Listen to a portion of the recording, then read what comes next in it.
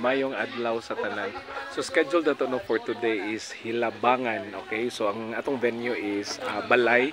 So narata diri no sa ilang matawag na to ni garden no, pero kaganina dito ta sa may back part nila, and then kani front ni no, and then this is the house, and then atong presentation kaganina dito ta sa may likod nga part kina may kahoy dito.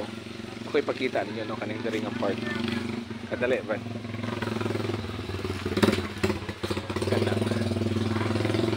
Ito nga part dito no, dito ato tong dito ang atong venue kaganina no. So human ta sa atong presentation, and then human ta og lunch. So nag-relax ta karon no. This is under no a coconut tree no. Look at the coconut tree kana. Okay. And then atubangan silang balay, and then before ta no matug dumagete. No mangita ta no og kanang signal karon or magpa-wifi ta after diri no kay posible or possible ta na mubalik ta og proper tayasan no kay natay need nga ihato dito. Pero depende pa ni karon no, so before going back to Dumaguete, okay?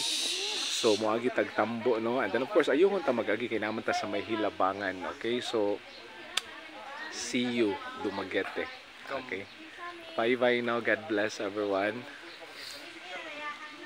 Nice ang weather karon no. Tanawa. Okay?